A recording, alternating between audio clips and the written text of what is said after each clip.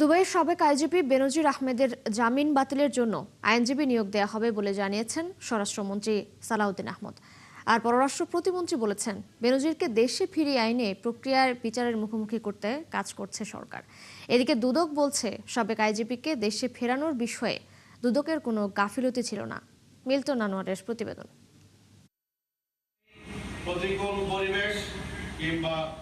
2024 সালে জুলাই গণঅভ্যুত্থানে আওয়ামী লীগ ক্ষমতাচ্যুত হওয়ার কয়েক মাস আগে সাবেক আইজিপি বেনজির আহমেদ ও তার পরিবারের বিপুল সম্পদের তথ্য সামনে আসে। এরপর তার বিরুদ্ধে অনুসন্ধানে নামে দুদক।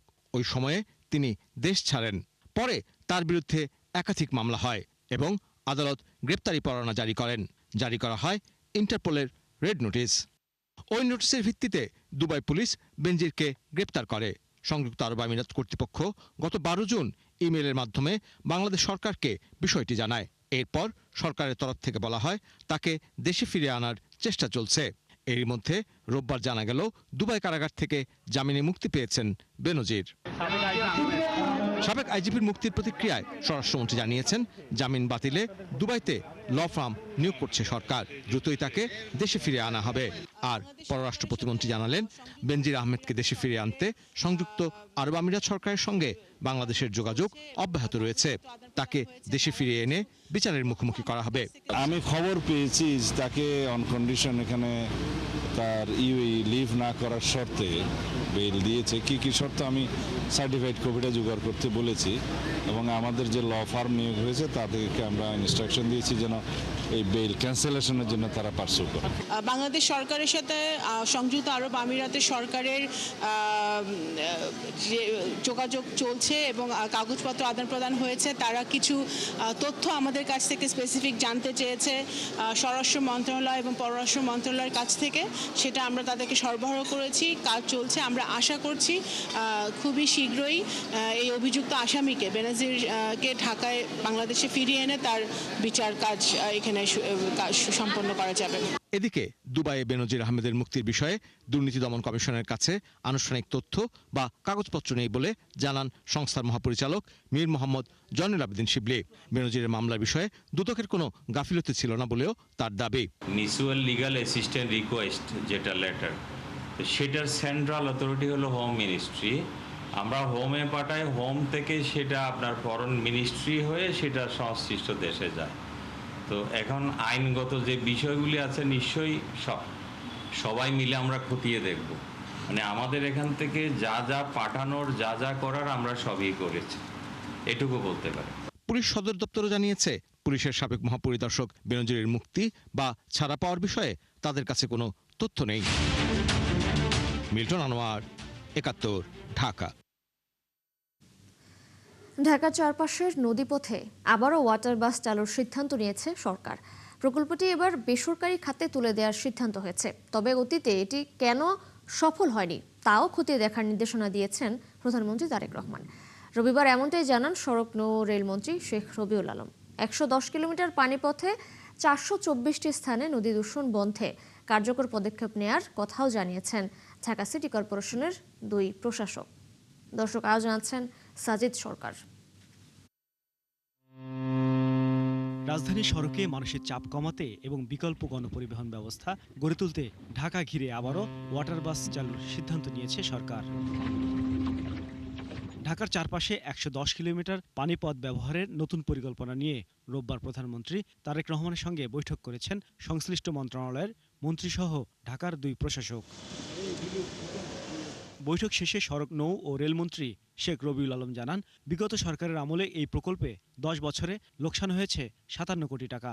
এবার তুলে দেওয়া হবে বেসরকারি খাতে। প্রতিবন্ধকতা অনেক আছে, দূষণ আছে এবং এই রুটটাকে যাত্রী বান্ধব করে কিভাবে ওয়াটার বাস চালু করা যায়, যার ফলে যাত্রীরা যাতায়াতও করতে পারে, আবার বিনোদনও পায়, পর্যটনটা উৎসাহিত হয়, সেই লক্ষ্যে সমন্বিত মিটিং। বিভিন্ন নৌপথে নিচু ব্রিজের স্থানে বিকল্প ভাবনাও নতুন পরিকল্পনায় রাখা হয়েছে। আগামী ২ থেকে ৩ মাসের মধ্যে চূড়ান্ত সিদ্ধান্ত নেবে সরকার। যেখানে রেল ব্রিজটা আছে সেই রেল ব্রিজের এখানে গিয়ে চেঞ্জ হবে আপনি ব্রিজের এ পাশ থেকে ঘুরে আসলো, ওই পাশে এসে যদি কেউ থামে সেটা ক্রস করে পুনরায় বাসে উঠবে। ওইটুকু জায়গায় এই কনসিডারেশনে কোনো বিকল্প নেই। ঢাকার চারপাশে প্রথম নৌপথ চালুর সিদ্ধান্ত হয় 2004 সালে। এরপর 2010 এবং 2013 সালে একাধিকবার ওয়াটার বাস চালু হলেও যাত্রী সংকট, নদীর গভীরতা কমে যাওয়া, দূষণ, ঘাট ব্যবস্থাপনার দুর্বলতা এবং পরিচালনাগত লোকসানের কারণে সেবাটি বন্ধ হয়ে যায়। এজন্য আগের সীমাবদ্ধতাগুলো দূর করে নতুন উদ্যোগ চ্যালেঞ্জ বলে জানালেন ঢাকা সিটির দুই প্রশাসক। কারমাঙ্গি চর তো এটা পুরা চর, এটা মানে ইসের মধ্য দিয়েই এই আবর্জনা দিয়েই আজকের এইটা সৃষ্টি হয়েছে। তাই কাজে সেটাকে পাড়গুলো বেঁধে কিভাবে আবর্জনা যাতে নদীতে না ফেলে সেটার জন্য আমরা জনগণকে উৎসাহিত করব। এই নৌপথকে ব্যবহার করতে গেলে বিভিন্ন জায়গায় যেই জায়গায় সিটি কর্পোরেশন কিংবা অন্য গার্মেন্টসের যে কেমিক্যাল যে বর্জ্য পদার্থগুলো আছে সেগুলো নদীতে থেকে কিভাবে রোধ করা যায়, রোধ করে পানি দূষণ থেকে কিভাবে একটা সচল নদীকে তৈরি করা যায় সেই বিষয় নিয়ে মূলত কথা হয়েছে। যানজট নিরসনে বিশ্বের অনেক শহরে নদীপথ গুরুত্বপূর্ণ গণপরিবহন হিসেবে ব্যবহার হয়। ঢাকাতেও সেই সম্ভাবনা রয়েছে। তবে অতীতের ব্যর্থতা থেকে শিক্ষা নিয়ে এবার হয়তো কার্যকর হয়ে উঠবে ওয়াটার বাসের প্রকল্প, এমনই প্রত্যাশা সংশ্লিষ্টদের। সাজিদ সরকার, ৭১, ঢাকা। ফেনীতে দিন দিন গ্যাস সংকট তীব্র হচ্ছে, স্থবির হয়ে পড়েছে জনজীবন। আবাসিক থেকে সিএনজি স্টেশন, শিল্প কারখানা সব জায়গায় এর প্রভাব পড়েছে। জেলার সিএনজি ফিলিং স্টেশনগুলোতে ঘন্টার পর ঘন্টা অপেক্ষা করেও মিলছে না পর্যাপ্ত গ্যাস। এতে বিপাকে পড়েছেন সিএনজি চালিত যানবাহনের চালকরা। এদিকে জেলার 10টি সিএনজি ফিলিং স্টেশনের আওতায় 450টিরও বেশি বাণিজ্যিক প্রতিষ্ঠান এবং প্রায় 32,000 আবাসিক গ্রাহক এই সংকটে ক্ষতিগ্রস্ত হচ্ছেন। এদিকে বাখরাবাদ গ্যাস কর্তৃপক্ষ জানিয়েছে, জাতীয় গ্রিডে গ্যাসের সরবরাহ না থাকায় এই সংকট।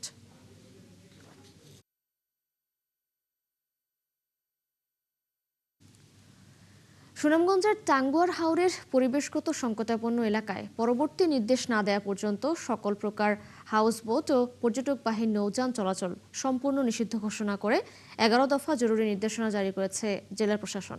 রবিবার সন্ধ্যায় এক গণবিজ্ঞপ্তিতে এসব নির্দেশনার কথা জানানো হয় বলে নিশ্চিত করেছেন অতিরিক্ত জেলা প্রশাসক মতিউর রহমান খান।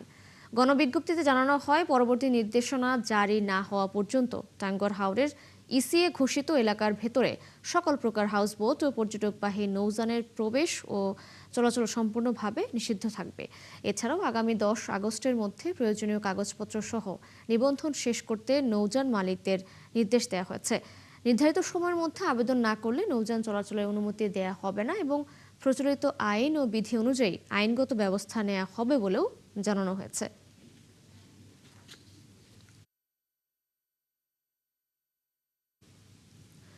দর্শক, নিষেধাজ্ঞার বিষয়ে তথ্য জানাতে আমাদের সাথে যুক্ত হচ্ছেন সহকর্মী শহীদ নূর আহমেদ।